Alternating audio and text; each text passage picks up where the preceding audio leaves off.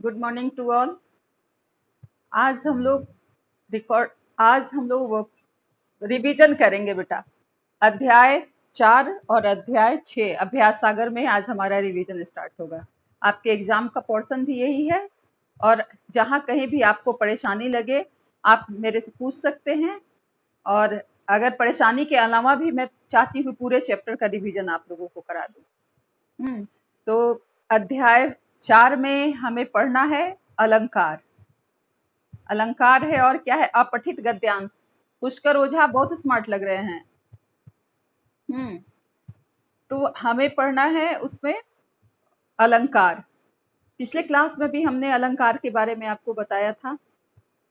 पिछले क्लास में अलंकार आप पढ़े, उसमें कोई परेशानी या फिर से मैं नए सिरे से आपको अलंकार समझा दूं? आप कोई परेशानी नहीं बेटा, ऐसा करिए आप, बहुत अच्छी बात है। अगर कोई परेशानी नहीं है तो आप क्वेश्चन पढ़िए, मैं रिवीजन उसका करा देती हूँ एक बार अपने लेवल से। पहला क्वेश्चन आपका क्या है? चैप्टर 4।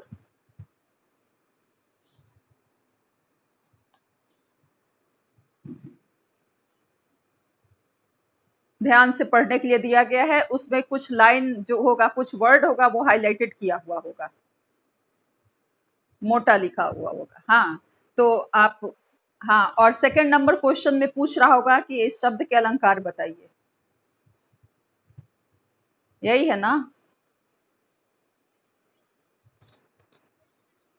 पढ़िए और समझिए, अच्छी बात है।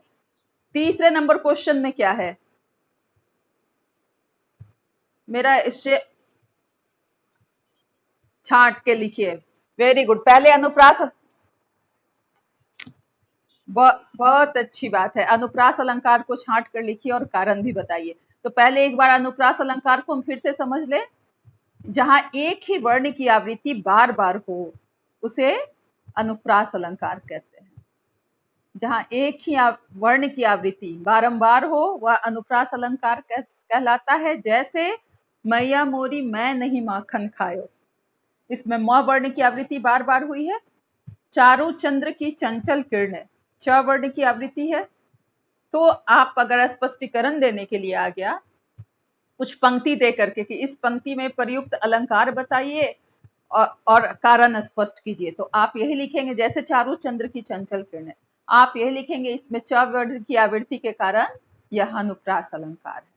पहले तो आप परिभाषा लिख देंगे कि जहां एक ही वर्ण की आवृत्ति बार बार हो वहां अनुप्रास अलंकार होता है, और च वर्ण की आवृत्ति के कारण यह अनुप्रास अलंकार है। यह आपका कंप्लीट आंसर हो गया। आपके एग्जाम में अगर कोई पंक्ति दे देता है अलंकार का और पूछ देता है कि भाई इस पंक्ति में प्रयुक्त अलंकार बताइए, तो आप स्पष्टीकरण के साथ बताएंगे कि यह कौन सा अलंकार है और क्यों है, इस अलंकार की वजह क्या है, ये आप ऐसे बताएंगे। समझ गए? तो पहली पंक्ति क्या है वो बताइए अनुप्रास अलंकार की।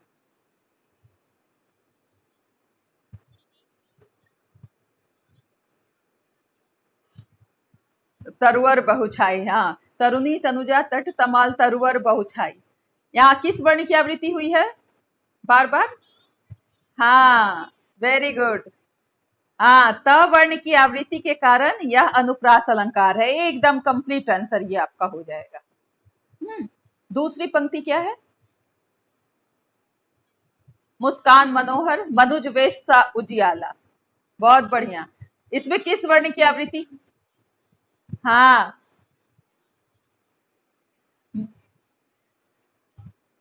म वर्ण की आवृत्ति के कारण यह अनुप्रास अलंकार है। मनुज मनुज मधुर मधुर मुस्कान मनोहर मनुज वेश सा उजियाला। नीचे लिखेंगे म वर्ण की आवृत्ति के कारण यहां अनुप्रास अलंकार है। तीसरा,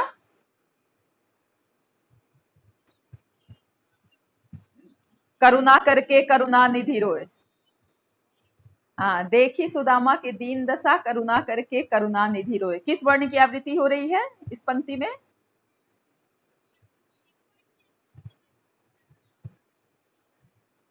अनुप्रास अलंकार है। हाँ, दीन दशा द वर्ण दो बार आया है, और करुणा करके करुणा निधि रोए। यहाँ पे करुणा शब्द की आवृत्ति जो हुई है, करुणा शब्द की क वर्ण की आवृत्ति के कारण यहाँ पे अनुप्रास अलंकार है। बहुत अच्छा। और बताइए अगली अगली पंक्ति क्या है? ये केशव अग्रवाल को 7F, केशव अग्रवाल, आपको नहीं पता? चैप्टर 4 की हम लोग कर रहे हैं रिवीजन, लेट से ज्वाइन किए क्लास। ये क्वेश्चन कंप्लीट हो गया। चैप्टर 4। अब बताइए क्वेश्चन नंबर 4 में क्या है बेटा?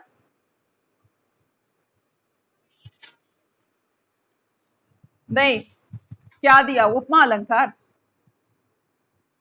हाँ, उपमा अलंकार की परिभाषा भी जान ले एक बार फिर से हम लोग। जब किसी व्यक्ति वस्तु की तुलना किसी अन्य व्यक्ति वस्तु से उसके रूप गुण की समानता के आधार पर की जाती है तो वहां पे उपमा अलंकार होता है। जैसे आप उदाहरण दिया हुआ है आपके बुक में, इसमें उपमेय, उपमान और वाचक शब्द भी होता है। सा, से, सी, ये सब जो होता है वो वाचक शब्द होता है उपमा अलंकार में। ठीक है, जब तुलना करते हैं तो सा शब्द का प्रयोग करते हैं। तो क्या है उदाहरण में? क्या है? मैं तो अपने तरफ से आपको उदाहरण दे चुकी हूँ, हाय फूल सी कोमल बच्ची। तो ये उदाहरण क्या हुआ? फूल के समान कोमल बच्ची, फूल से बच्ची की तुलना की जा रही है।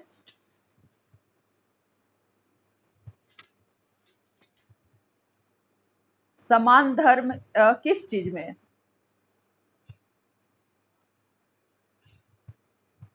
एक देखो बेटा, आपके उदाहरण, कौन सा उदाहरण उसमें दिया हुआ है आपकी किताब में?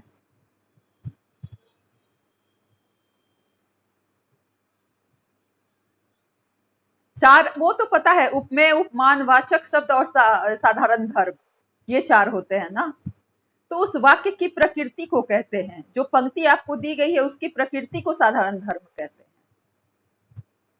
हैं।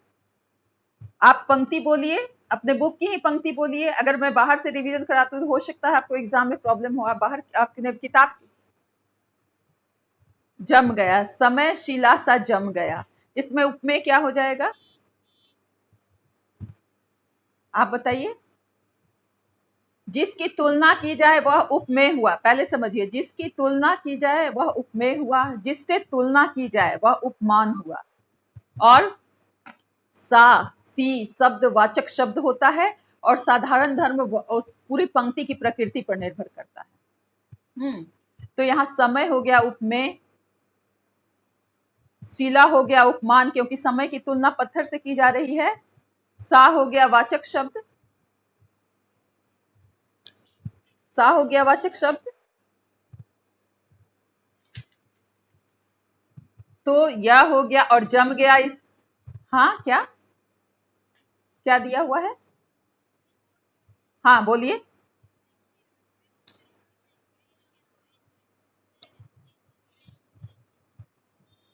क्या पहली पंक्ति बोलिए क्या है?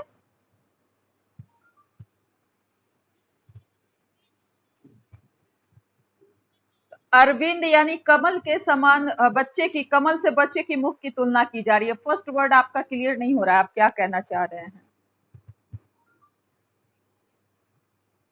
हाँ, यह देखिए, अरविंद से, अरविंद मतलब कमल होता है।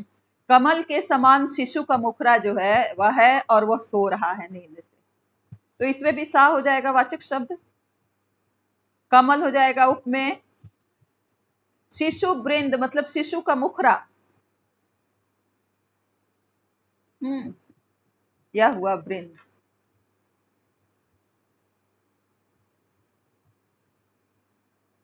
और हाँ, और क्वेश्चन बोलिए।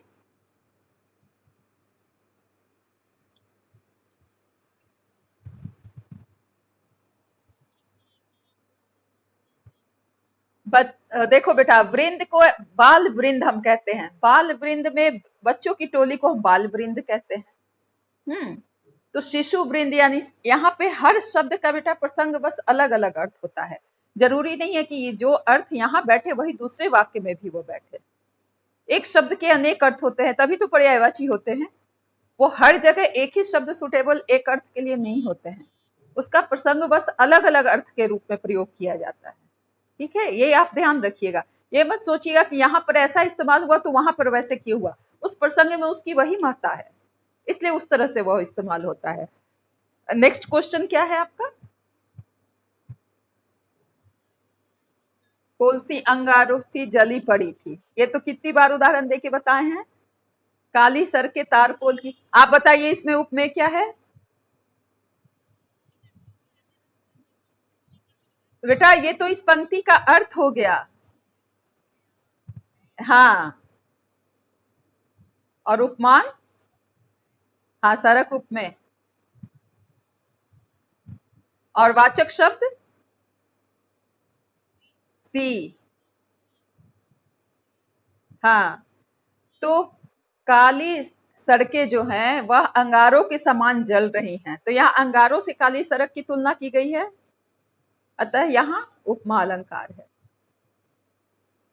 समान धर्म इसमें हो जाएगा, काली सर के तार को जली पड़, जलना। हाँ, जलना इसका समान धर्म हो जाएगा। नेक्स्ट क्वेश्चन बोलिए। अंगारों से की गई है, अतः यहाँ उपमा अलंकार है। बस स्पष्टीकरण के साथ आपकी परिभाषा हो गई। आप अलंकार जरूर याद करेंगे क्योंकि अलंकार बहुत जरूरी है, बहुत इंपॉर्टेंट है आपके लिए। ठीक है, नेक्स्ट बोलिए।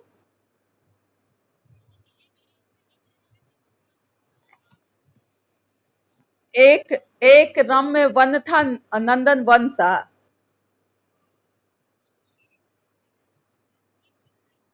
हाँ हाँ, बहुत बढ़िया, बहुत बढ़िया। यहाँ हाँ, वन की सुंदरता के कारण उसकी तुलना नंदन वन से की गई है, क्योंकि नंदन वन बहुत खूबसूरत था, वहां श्री कृष्ण विहार करते थे, तो वह वन बहुत खूबसूरत था, तो इसलिए वन की सुंदरता की तुलना यहाँ नंदन वन से की गई है, एक उपवन की तुलना। क्या? रम्य? रम्य मतलब सुंदर। यह रमणीक स्थल है। रमणीक यानी खूबसूरत स्थल है, मन को मोहने वाला स्थल है, मनमोहक भी कह सकते हैं, रमणीक भी कह सकते हैं, रम्य भी कह सकते हैं। तीनों शब्द का एक ही अर्थ निकलता है। हम्म। लेकिन आपने अभी मनोहर शब्द जैसे हमने बताया, मधुर मधुर मुस्कान मनोहर, यहाँ पे मधुर मधुर मुस्कान रम्य शब्द नहीं आएगा, मनोहर ही आएगा। लेकिन मीनिंग क्या है? सुंदरता से ही है उसकी भी। इसलिए एक शब्द का अलग अलग जगह अलग अलग अर्थ के रूप में प्रयोग किया जाता है। ठीक है, तो यहाँ एक सुंदर वन की तुलना नंदन, एक वन की तुलना, उपवन की तुलना उसकी सुंदरता के कारण नंदन वन से की गई है, अतः यहाँ उपमा अलंकार है। स्पष्ट है? नेक्स्ट क्वेश्चन क्या है आपका? हाँ, नंगे नंगे दीर्घकाय कंकालों से वृक्ष खड़े थे। हाँ, इसमें उपमेय क्या हुआ?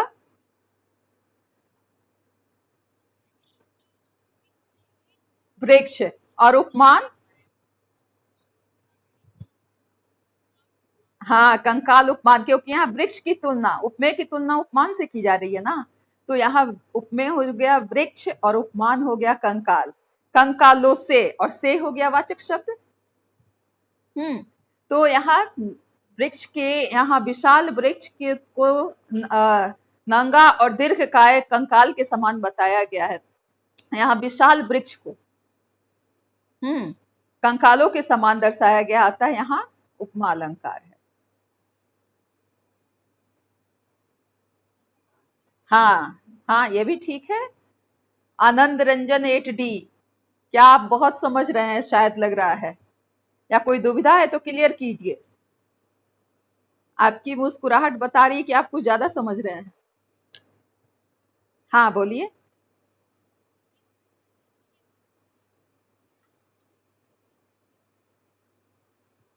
विशाल पेड़ की तुलना, दीर्घकाय शब्द है ना, पत्ते झड़ जाने के कारण और पेड़ के सूख जाने के कारण यहाँ विशाल वृक्ष की तुलना कंकालों से की गई। ये ठीक है। हाँ, नेक्स्ट क्वेश्चन।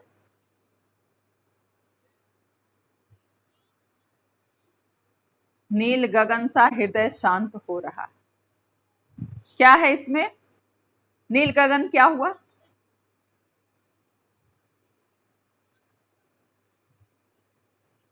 उपमेय हुआ, क्योंकि हृदय की तुलना यहां नील गगन से की जा रही है।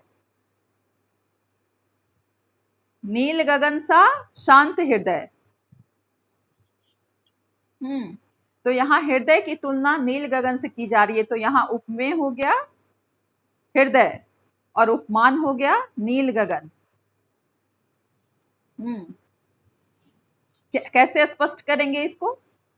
इसके स्पष्टीकरण बताइए।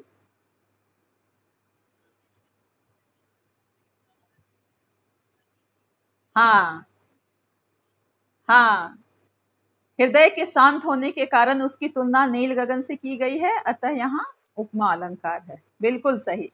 बिल्कुल सही। Next question.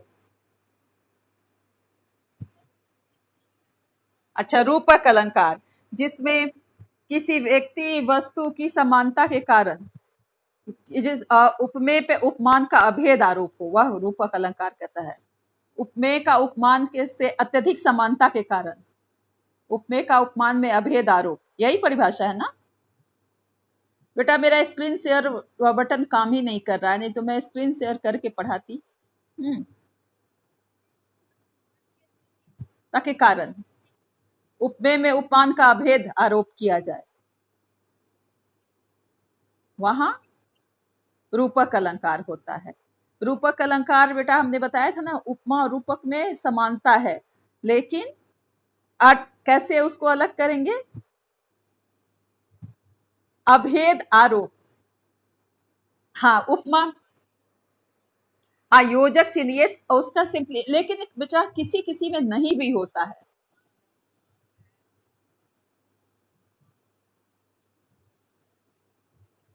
हाँ, अभेद आरोप यानी जो आरोप लगाया जाए उसको कोई काट नहीं सकता है, ऐसा आरोप लगाया जाता है। दोनों की समानता एक जैसी है ऐसा बताने के लिए ऐसा आरोप लगाया जाता है जो अकाट्य होता है। अभेद आरोप, जिस आरोप का भेदन नहीं किया जा सके। हाँ, जैसे गुरुपद पंकज सेवा, गुरुपद और पंकज दोनों को एक बता दिया। गुरुपद सा पंकज यहां नहीं है, गुरुपद पंकज सेवा, यहां पद और पंकज दोनों एक बता दिया। वाचक शब्द का नहीं होता है इस्तेमाल, ये बिल्कुल सही है। और दोनों की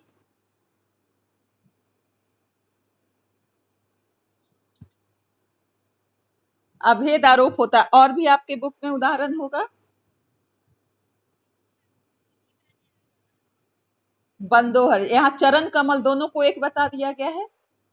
चरण सा कमल नहीं है, चरण कमल आरोपित किया गया है, चरण को कमल के रूप में आरोपित किया गया है।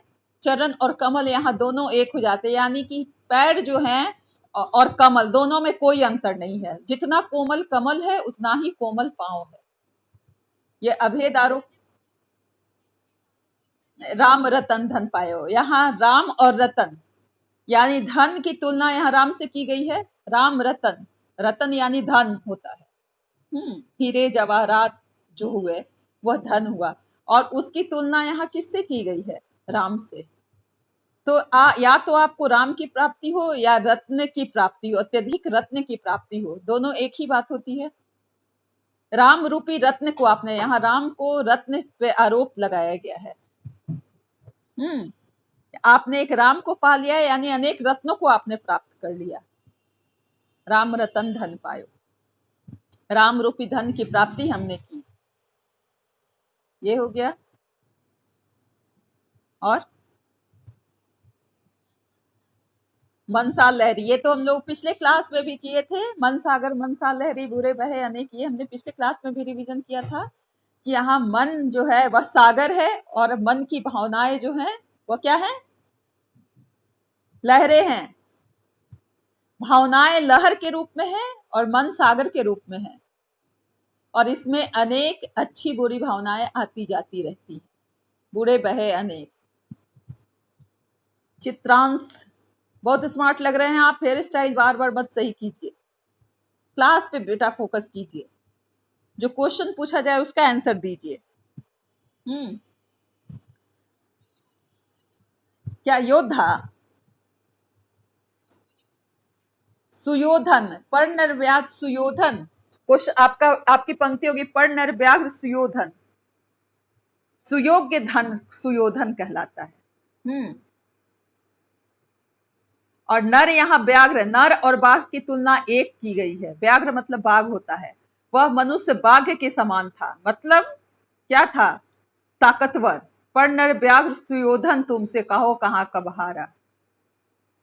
यहाँ ये नर व्याघ्र जो है वह राम को बताया गया है। जब 3 दिनों तक वो सिंधु से रास्ता, रामायण में आपने देखा था ना कि सिंधु तट पर बैठ करके उन्होंने आराधना की है कि हमें रास्ता दे दो जाने के लिए, लंका जाने के लिए। और सिंधु जब रास्ता नहीं देता है और जब वो गुस्से में आते हैं और अपनी तीर धनुष निकालते हैं कि मैं एक ही वाण में समुद्र को सुखा करके बर्बाद कर दूंगा, आपने देखा होगा रामायण के इस प्रसंग में।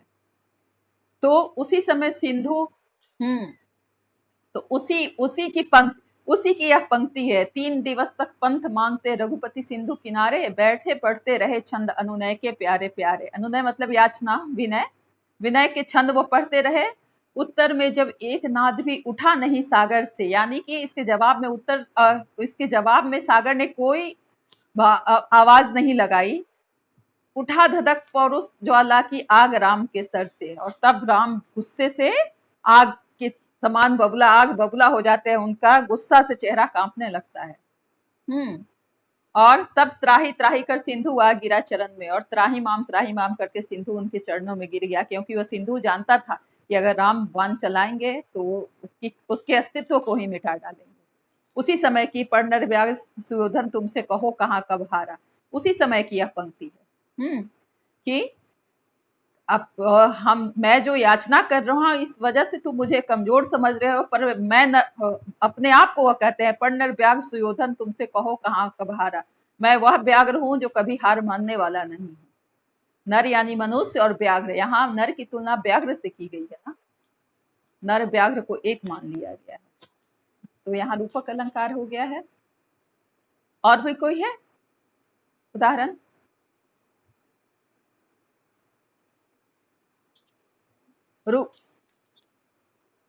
क्या हुआ? मानवीकरण अलंकार। पहले इसकी मानवीकरण की हम परिभाषा समझ लें। कि किसी जड़ या अचेतन वस्तु को मनुष्य के सादृश्य या मनुष्य के समान व्यवहार करता हुआ बताया जाए, वह मानवीकरण अलंकार कहलाता है। हाँ, जड़ बताते हैं, जड़ जो स्थिर है, और अचेतन, हाँ, और अचेतन जिसमें कोई चेतना ना हो, कोई गति ना हो, वह अचेतन हो गया।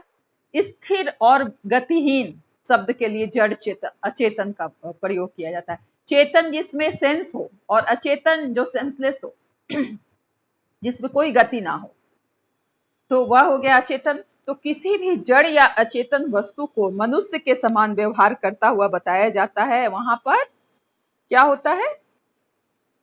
मानवीकरण अलंकार होता है। हाँ, जैसे कई दिनों तक चूल्हा रोया चक्की परी उदास। चूल्हा और चक्की अचेतन है, जड़ हैं, उन्हें हम जहां स्थापित कर देंगे वहां वो रह जाएंगे, वो अपने से उठ करके एक कदम भी नहीं चल पाएंगे। ऐसा लगता है ना? कलिया दरवाजे खोल खोल जब झुरमुट में मुस्काती हैं। हाँ, कलिया कभी उठ करके दरवाजा खोलती हैं क्या? कलियों का कोई घर भी होता है? नहीं। लेकिन कलिया दरवाजे खोल खोल जब झुरमुट में मुस्काती, वह पत्तों के भीड़ से, पत्तों की झुंड से अलग होकर के झुंड में एक छोटी सी कली दिखती है, तो हम उसकी तुलना में यह उपमा उससे देते हैं। कलिया दरवाजे खोल खोल जब झुरमुट पे, ऐसा लगता है जैसे कलिया पत्ती रूपी दरवाजे को खोल करके और उस पत्तियों की झुरमुट से वह मुस्कुरा रही है, क्योंकि चारों तरफ हरे हरे पत्तों के बीच एक लाल कली हमें दिखती है। तो हमें ऐसा एहसास होता है कि पत्तियां जो हैं वह दरवाजे खोल करके मुस्कुरा रही हैं। बीज हजारों आंखें, हाँ, नम मिट्टी की चादर ओढ़ है। बीज भी ऐसा ही होता है, मिट्टी के अंदर मिट्टी के अंदर किसी भी पौधे के लिए हम उसकी बीज को मिट्टी में डाल के दबा देते हैं, उस पे पानी डालते हैं, और तब हर समय आप देखिएगा पौधे में सुबह सुबह हम पानी डालने की क्रिया करते हैं, सुबह सुबह पानी देते हैं। तो ऐसा लगता है कि बीज हजारों आंखें में, जैसे हम सोए रहते हैं बहुत देर तक। आप बच्चे हैं, आपके घरों में क्या होता है, आप बहुत देर तक सोए रहते हैं, आपको उठाया जाता है, एक बार दो बार आप नहीं उठते हैं, तो क्या करते हैं आपके पेरेंट्स उठाने के लिए? कभी तो डांट लगाते हैं या पानी का छींटा आपके मुंह पे डाल देते हैं, उठो सुबह हो गई। वही चीज होता है पत्तियों के बीज, हजारों आंखें मीटे, नम मिट्टी की चादर हो रहे, आप चादर खींच करके एसी में आराम से सोते रहते हैं ना, उसी तरह से वह ठंडे मिट्टी की चादर ओढ़ करके सोए रहते हैं। महटियाए से अपने बिस्तर में पड़, जैसे आप महटिया के सोए रहते हैं, यानी मनुष्य से उसकी तुलना की जा रही है बीज की, कि महटियाए से अपने बिस्तर में पड़े हुए, कान पकड़कर सूरज जब हौले से धक आएगा। कान कौन पकड़ता है? आपके पेरेंट्स पकड़ते हैं आपको उठाने के लिए। तो यहाँ पौधे के पेरेंट्स कौन होता है? पौधा लगाने वाला माली होता है। वो पौधे पे पानी का छींटा देता है ना, हड़बड़ करके वो उठते हैं, मंजन कर चाय पिएंगे, चाय वो पानी के रूप में जब पौधे में पानी पड़ती है तो वो चाय पीते हैं। तो इस तरह से यानी कि यहाँ बीज को मनुष्य के समान व्यवहार करते हुए बताया गया था। यहाँ पे क्या है? मानवीकरण अलंकार है। और भी है उदाहरण?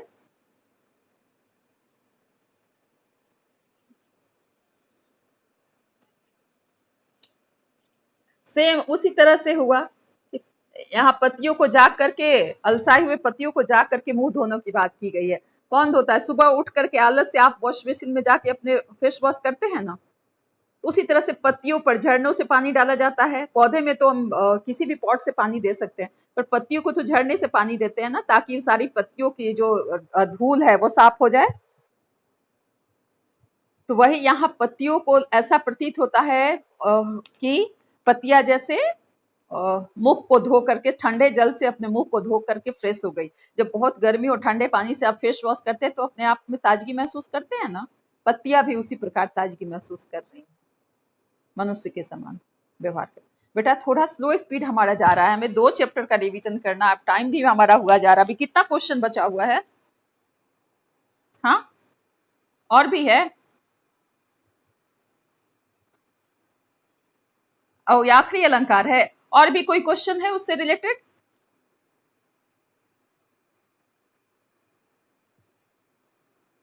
अपठित काव्यांश तो नहीं आएगा एग्जाम में, क्योंकि वो तो आपके आएगा सबमिटिव में, आना भी होगा, तो आपको उसकी प्रैक्टिस करती रहनी होगी, क्योंकि र का विभिन्न प्रयोग है। शब्द दिया हुआ है, वो कर लीजिएगा, कहीं कोई दिक्कत नहीं है उसमें। अच्छा, नेक्स्ट क्वेश्चन। नेक्स्ट क्वेश्चन,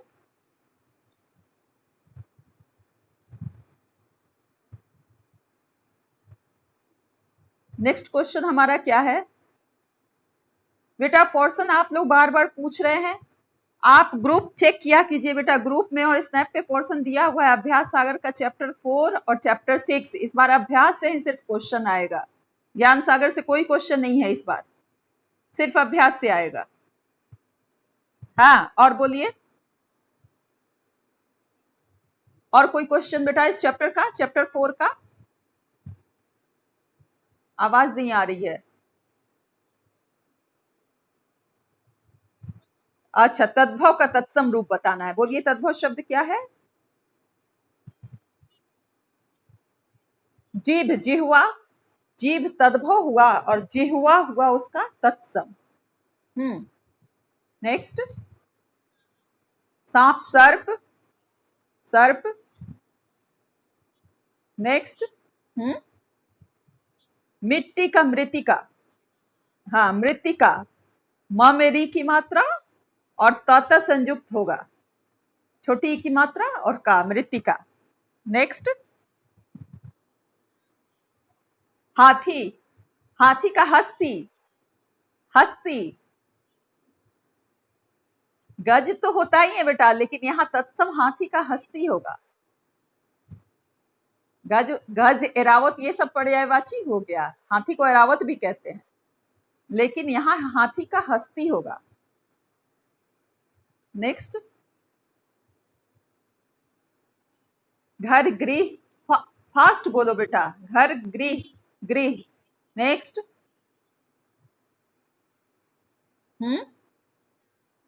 चांद, चंद्र, चंद्रमा नहीं, चंद्र, चांद का चंद्र होगा, चंद्रमा तो फिर तद्भव हो गया, चंद्र होगा। नेक्स्ट।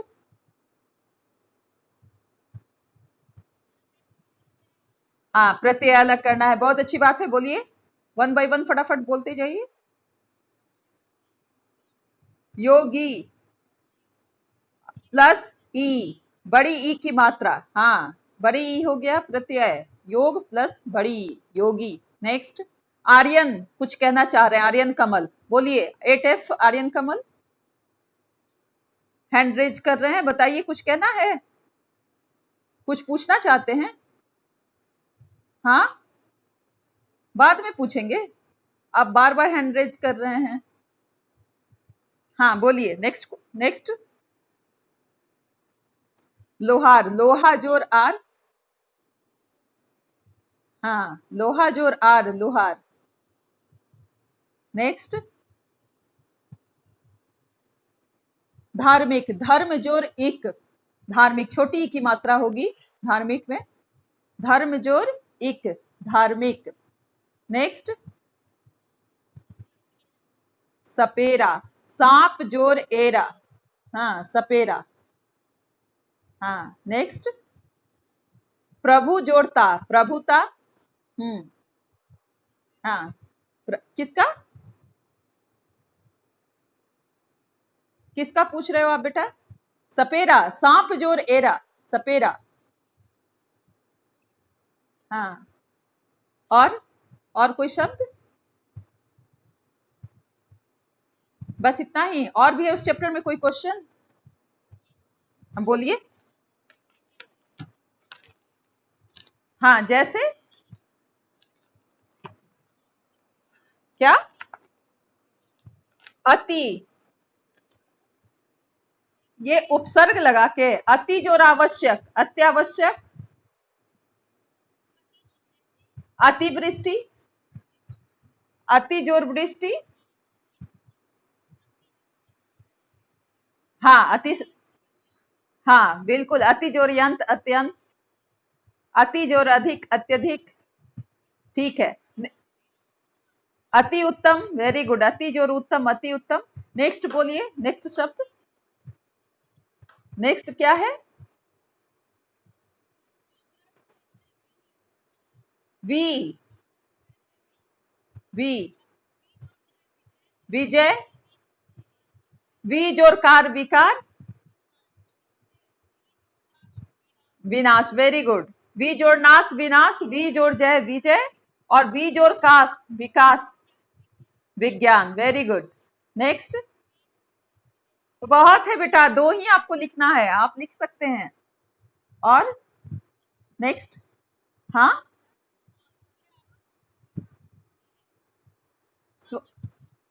स्व शब्द है, स्व जोड़ अभिमान, स्वाभिमान, स्व जोड़ देश, स्वदेश, स्व जोड़ धीन, स्वाधीन, स्व जोड़ धीन,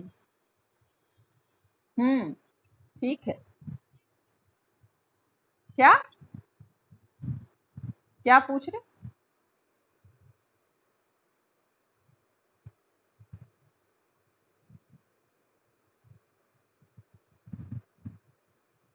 अटेंडेंस